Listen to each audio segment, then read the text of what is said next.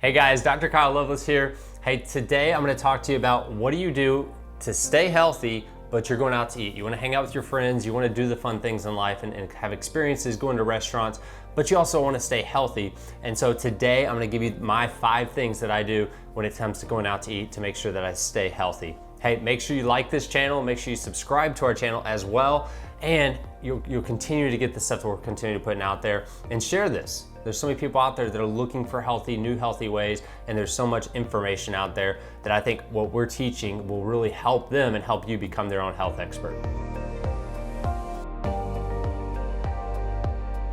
So when it comes to going out to eat, there's some very specific things you want to look at, and you don't just want to go anywhere. So here's what I do. The very first thing I do when it comes to going out to eat, and I'm shooting this video because this morning I actually had a meeting with a great guy, a patient of ours, a friend of mine, and we had a meeting about 7 a.m. and went to a breakfast restaurant. And it got me thinking, like, most people go out to eat and they just really don't know what to do. And for some of you, it's eating out all the time, and that's not gonna work. I'll just tell you that. If you're trying to be healthy and you never eat at home, you never cook your own food, you never produce your own stuff, then you're gonna be, it's just gonna be hard to be healthy, because they're gonna use bad fats or bad oils when they cook. They're gonna use things that just you can't control.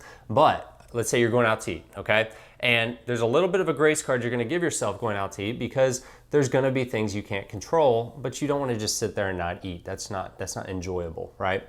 So the first thing you do is look at the restaurant that you're going to. So if someone was gonna have like this meeting this morning, if he texted me and said, hey, we're having a meeting, let's go to Chick-fil-A, I would have said, oh, that sounds great. However, why don't we try something a little bit different, for my diet or eating plan that I'm following? Can we have something a little bit healthier? And so we picked First Watch, a little bit better, right? Or looking at that and saying, okay, what's gonna be the healthiest option? Maybe we meet at Whole Foods. I'm a big fan of meeting at Whole Foods or some sort of place that has really better quality food. So at least you're starting with quality. The second thing is, when you get to the restaurant and you're looking at that menu, there's certain things I ask myself about the food. Now, I'm making this sound very step by step. My mind doesn't actually go through this like, okay, first you pick the restaurant, then you pick then you say, okay, what's in this food? It just all happens quickly in my brain, obviously, because I've been, you do this for a while. But for those of you that, it's like you look at the menu and you're trying to follow an eating plan where you have food allergies and you have, you're trying not to eat gluten, and you're trying to follow maybe a FODMAP diet, or you're trying to follow whatever the eating plan is, a non-inflammatory diet, and you're looking at it and you're like, and it just becomes one big blur. You get frustrated, and then you end up getting like the worst thing on the menu, just because you're like, whatever, I'm gonna go with what I like the most. And you go with like some fried bacon cheeseburger, I don't know. So here's what you do. The first thing that I look at is I say, okay, what are my food allergies? What of these foods don't have my food allergies in them? And I look at that and I say, okay, cool. I found this right here. It's a salad, doesn't have my food allergies in it. And this is also a good food, right? It's something that is gonna be better for me amongst the other things in here. Then the second thing, and so there's no food allergies. The second thing I'm gonna look at, is there anything like gluten, dairy, soy, corn, things like that I know are just digestive nightmares. They're gonna cause they're gonna wreak havoc on my digestive system for days to come, not just from this meal, okay? And then, so I pick my meal. So this morning I had a quinoa bowl, and it did have eggs in it, and I do have an allergy to eggs, right? But I decided, you know what? I never eat eggs. I haven't had eggs in probably, 6 months. I'm gonna eat eggs, but here's what I'm gonna do, because I know that they didn't use a good oil. I know there's probably some black pepper in that, which they have black pepper and everything, and I have an allergy to that, so I can't avoid it, right? And so I said, okay, here's what I'm gonna do. Everything else in this bowl is decently good, besides probably the oils and probably the eggs for me, and the black pepper.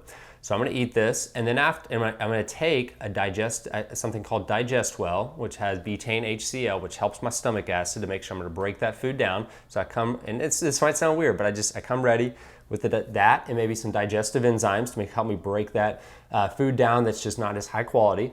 And then I also take something called Gallbladder Complex. Okay, now that's a supplement we use in our office, but you can simply do something like TUDCA bile salts. You could take that, or you could take any kind of ox bile. What that does is it helps your gallbladder to make sure that you're producing the bile, or you're having the bile to break down the bad fats that are in that oil. Okay, so what I'm ultimately saying is I'm helping my upper GI tract start to break things down before it gets down to my lower GI tract. And then once I'm finished with that meal, probably when I get home, because I don't really carry this around with me, but you could do it if you had it right there, is I take an antihistamine and then an anti-inflammatory. So I'll take, not medications, but herbs, right? So I'll take Albizia, which is an antihistamine herb.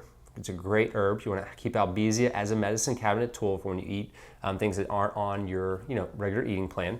And then I also take turmeric, right? I have a liquid turmeric, super potent. It's just straight turmeric. I'll take those two things. And so is that going to get rid of all the stuff that, is that going to make that meal good for me?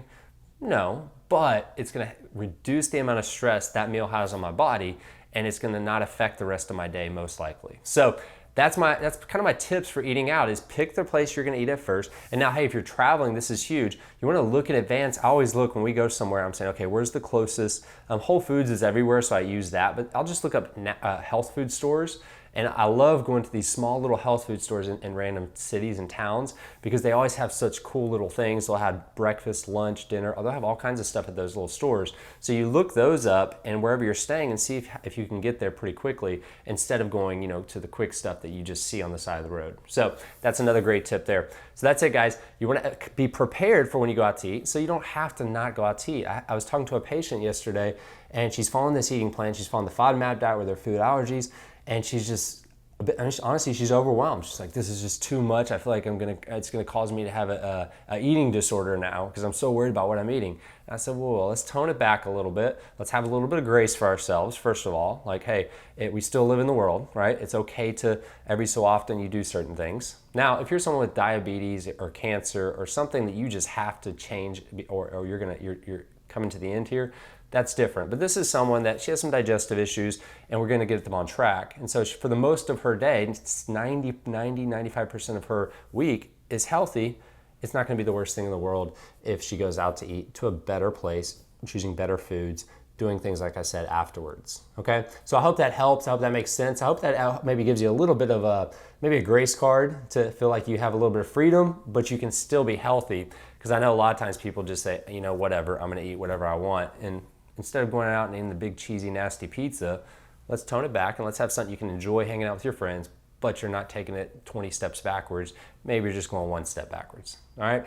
All right, guys, you have an awesome day. Hey, make sure you subscribe to this channel, like this video, share it. I think that's a very simple thing that people really don't understand when they're going through a healthy program like what we provide in our office. And if you want to get our non-inflammatory or our anti-inflammatory ebook, it teaches you 10 ways to tell if you're inflamed and 10 things you can actually do about it. So get that. That'll be in the links below. Hey, you guys have an awesome day. We'll talk to you next time.